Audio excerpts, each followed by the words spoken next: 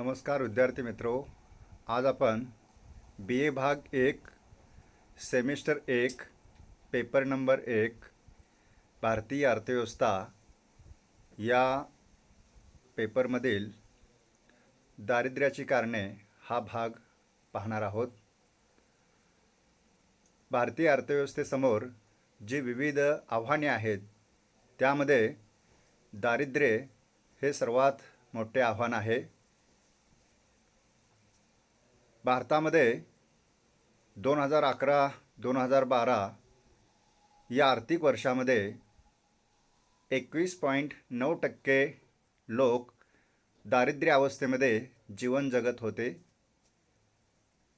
तसेच 2011-2012 या आर्थिक वर्षामध्ये देशातील एकूण लोकसंख्येपैकी 26.2 कोटी लोकसंख्या दारिद्र्य रेषेखाली जीवन जगत होती। सन 1992 पासून 17 ऑक्टोबर हा जागतिक दारिद्र्य निर्मूलन दिन म्हणून पाळला जातो। भारतामध्ये सर्वप्रथम दादाभाई नौरोजींनी दारिद्र्याची संकल्पना इसवी सन 1876 मध्ये मांडली। दारिद्र्याचा सविस्तर अभ्यास करण्यासाठी दारिद्र्याच्या विविध संकल्पना ज्या आहेत या पाहणे आवश्यक आहे।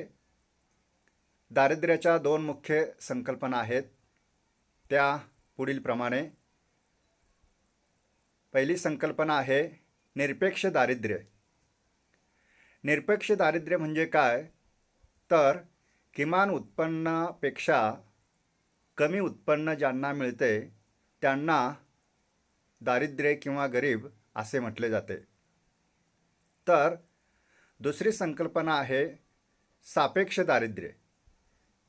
सापेक्ष दारिद्र्य म्हणजे काय, तर उत्पन्न पातळीनुसार लोकांचे विविध गट केलेले असतात, त्यातील शेवटच्या गटातील लोकांची स्थिती म्हणजे सापेक्ष दारिद्र्य होय।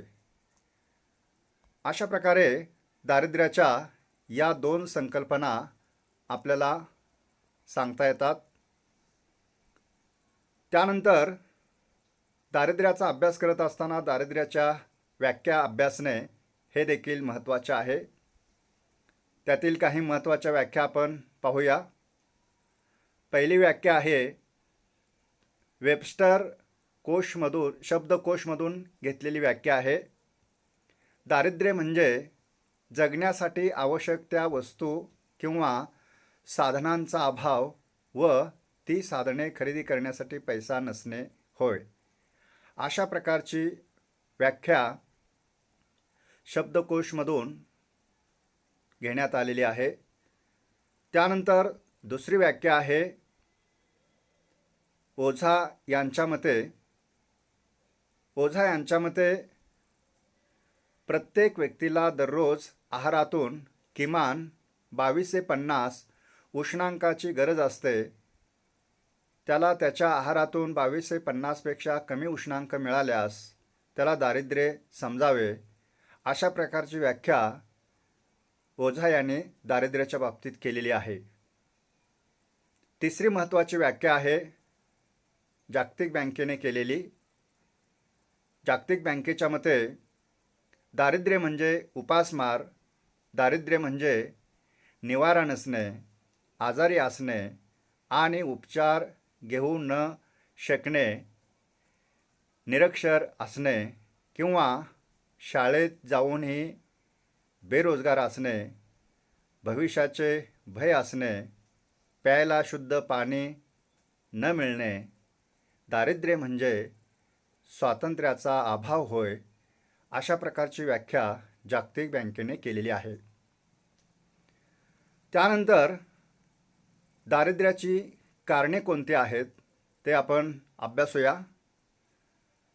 भारतीय अर्थव्यवस्थेसमोर जे विविध आव्हाने आहेत त्यामध्ये दारिद्र्य हे सर्वात महत्त्वाचे आणि मोठे आव्हान आहे। मग या दारिद्र्याची कारणे कोणती आहेत ते पाहणं आवश्यक आहे। त्यातील कारणे पुढीलप्रमाणे आपल्याला सांगता येतील. पहिलं कारण आहे वेगाने वाढणारी लोकसंख्या. भारतामध्ये जन्मदर अधिक आणि मृत्यूदर कमी असल्यामुळे साहजिकच लोकसंख्येमध्ये मोठ्या प्रमाणात वाढ होत आहे. 1951च्या जनगणनेनुसार भारतामध्ये 36 कोटी लोकसंख्या होती, तर 2011च्या जनगणनेनुसार 121 कोटी लोकसंख्या झालेली आहे. मग यावरून आपल्याला लक्षात येतं की भारतामध्ये लोकसंख्या वेगाने वाढत आहे आणि म्हणून दारिद्र्यामध्ये मोठ्या प्रमाणात वाढ होत आहे. दुसरं कारण आहे मंद आर्थिक विकास. देशाचा विकास दर जो आहे तो अतिशय मंद आहे आणि त्यामुळेच दारिद्र्यामध्ये मोठ्या प्रमाणात वाढ होत आहे. 1951 ते 1990 या कालखंडामध्ये भारताचा विकास दर सरासरी 3.5% इतका होता. यावरून आपल्याला असे लक्षात येते की भारतातील आर्थिक विकासाचा जो वेग आहे तो वेग अतिशय मंद आहे. त्यानंतर शेतीची अल्प उत्पादकता हे देखील महत्त्वाचं कारण आपल्याला सांगता येईल. शेती हा भारतीयांचा मुख्य व्यवसाय जरी असला तरी शेतीची उत्पादकता अतिशय कमी आहे. याचे सर्वात महत्त्वाचे कारण म्हणजे शेतीचे लहान आकारमान, भांडवलाचा अभाव, सिंचन सुविधांचा अभाव, रासायनिक खतांचा अपुरा वापर, कृषीविषयक संशोधनाचा अभाव इत्यादी अनेक कारणे यास कारणीभूत आहेत. या कारणामुळेच भारतीय शेतीची उत्पादकता ही कमी आहे. त्यानंतर बेकारी हे दारिद्र्याचं महत्त्वाचं कारण आपल्याला सांगता येईल. आपल्या देशामध्ये लोकसंख्या वेगाने वाढत आहे, त्यामुळे रोजगार मागणी मोठ्या प्रमाणात वाढत आहे, परंतु रोजगार मागणीपेक्षा रोजगार संधी कमी आहेत आणि म्हणून बेकारीमध्ये मोठ्या प्रमाणात वाढ होत आहे. बेकारीत वाढ झाल्यामुळे साहजिकच दारिद्र्यात वाढ होते. त्यानंतर आर्थिक विषमता हे दारिद्र्याचं कारण सांगितलं जाते. भारतामध्ये आर्थिक विषमता ही मोठ्या प्रमाणात आहे. गरीब आणि श्रीमंत असे दोन वर्ग देशामध्ये आहेत. गरीब हा अतिशय गरीब होत आहे, श्रीमंत हा अधिकच श्रीमंत बनत आहे. त्यामुळे गरीब आणि श्रीमंत यांच्यातील अंतर वाढत आहे. परिणामी गरीब होऊन त्याच्या दारिद्र्यामध्ये मोठ्या प्रमाणात वाढ होत आहे. त्यानंतर साधनसामग्रीचा अपुरा वापर हे एक महत्त्वाचं कारण आपल्याला देता येईल. भारतामध्ये मोठ्या प्रमाणात नैसर्गिक साधनसंपत्ती उपलब्ध आहे. विशेषतः खनिज संपत्ती असेल, जलसंपत्ती असेल व इतर नैसर्गिक संपत्ती असेल ही मोठ्या प्रमाणात उपलब्ध आहे. परंतु या साधनसामग्रीचा पुरेपूर आणि पर्याप्त वापर होत नसल्यामुळे बरीच साधनसामग्री वाया जाते, तशीच पडून राहते, योग्य वापर होत नाही आणि त्यामुळे दारिद्र्यामध्ये वाढ होण्यासाठी हे महत्त्वाचं कारण आपल्याला सांगता येईल. त्यानंतर भाववाढ. देशामध्ये मोठ्या प्रमाणात भाववाढ होत आहे. विशेषतः एकूण उत्पन्नाच्या 70 ते 80% उत्पन्न देशातील लोकसंख्या अन्नधान्यावर खरेदी करत आहेत. उत्पन्नातील जास्तीत जास्त वाटा हा अन्नधान्याच्या खरेदीवर खर्च केला जात असल्यामुळे भाववाढ जी आहे ही भाववाढ मोठ्या प्रमाणात होत आहे आणि भाववाढीमुळेच दारिद्र्यात वाढ होत आहे. त्यानंतर पुढचं कारण आहे भांडवल व संयोजन कौशल्याचा अभाव. देशाच्या विकासासाठी भांडवलाची आवश्यकता असते. भांडवल जर असेल तर उद्योगांचा विकास होऊन अनेकांना रोजगार मिळून बेकारीचा प्रश्न सुटू शकतो. त्यामुळे दारिद्र्य कमी होण्यास मदत होते. परंतु भारतामध्ये भांडवलाचा पुरवठा हा कमी आहे. तसेच संयोजन कौशल्याचा अभाव असल्यामुळे उद्योगांची संख्या कमी असून रोजगार निर्मिती कमी होते परिणामी दारिद्र्य जे आहे त्या दारिद्र्यात वाढ होते. गरजा असंख्य आहेत, परंतु त्या गरजा पूर्ण करण्यासाठी साधने ही अपुरी असल्यामुळे दारिद्र्यामध्ये मोठ्या प्रमाणात वाढ होते. त्यानंतर शिक्षण व कौशल्याचा अभाव हे दारिद्र्याचं महत्त्वाचं कारण सांगितले जाते. विशेषतः ग्रामीण भागामध्ये आज देखील निरक्षरतेचे प्रमाण मोठ्या प्रमाणात आहे. तसेच व्यावसायिक शिक्षण, प्रशिक्षण, कौशल्याचा अभाव हा मोठ्या प्रमाणात असल्यामुळे दारिद्र्यात वाढ होत आहे. त्यानंतर नैसर्गिक आपत्ती हे महत्त्वाचं कारण सांगितले जाते. भारतामध्ये दारिद्र्य मोठ्या प्रमाणात का वाढत आहे, तर भारतासारख्या देशात नैसर्गिक आपत्ती ही मोठ्या प्रमाणात कोसळत असते किंवा येत आहे आणि यामुळे देखील दारिद्र्यामध्ये मोठ्या प्रमाणात वाढ होत आहे. विशेषतः दुष्काळ, महापूर, अतिवृष्टी, भूकंप, प्रतिकूल हवामान इत्यादी नैसर्गिक आपत्तीमुळे देशाचे मोठ्या प्रमाणात नुकसान होते. त्यामधून बेकारी, दारिद्र्य यामध्ये वाढ होते.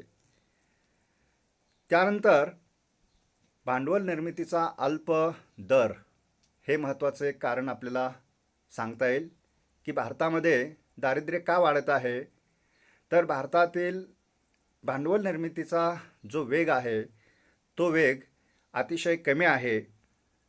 कारण देशातील दरडोई उत्पन्न जे आहे किंवा प्रत्येकाच्या वाट्याला येणारे जे उत्पन्न आहे ते उत्पन्न अतिशय कमी आहे.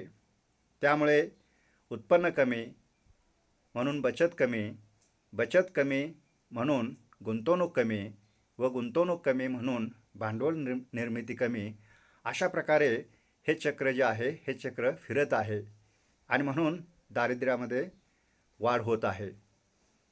त्यानंतर पर्यायी रोजगार क्षेत्राचा अभाव हा मोठ्या प्रमाणात दिसून येतो.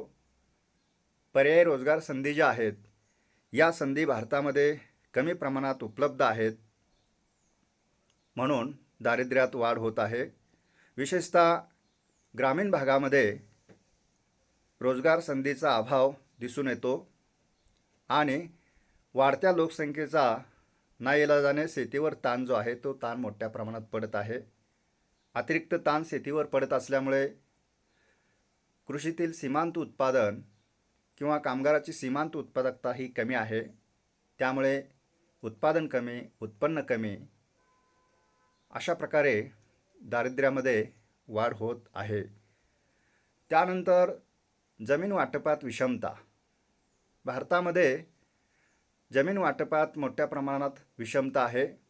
काही ठराविक व्यक्तींकडे मोठ्या प्रमाणात जमीन मालकी हक्क केंद्रित झालेला आहे आणि बहुतांश लोकसंख्या जमिनीच्या मालकीपासून वंचित आहे. जमिनीच्या मालकी हक्कात विषमता मोठ्या प्रमाणात असल्यामुळे साहजिकच भारतातील दारिद्र्य जे आहे हे दारिद्र्य वाढत आहे. ज्यांच्याकडे जमीन नाही तो दारिद्र्याच्या खाईमध्ये लोटला जातो. आणि शेवटचं आपल्याला महत्त्वाचं कारण सांगता येईल दारिद्र्याचे दुष्टचक्र. भारत हा दारिद्र्याच्या दुष्टचक्रामध्ये अडकलेला आहे आणि म्हणून भारतामध्ये मोठ्या प्रमाणात दारिद्र्य जे आहे हे दारिद्र्य वाढत आहे. मुळातच दारिद्र्य अधिक असल्यामुळे बचतीचे प्रमाण कमी आहे. बचत कमी असल्यामुळे गुंतवणुकीचं प्रमाण कमी आहे.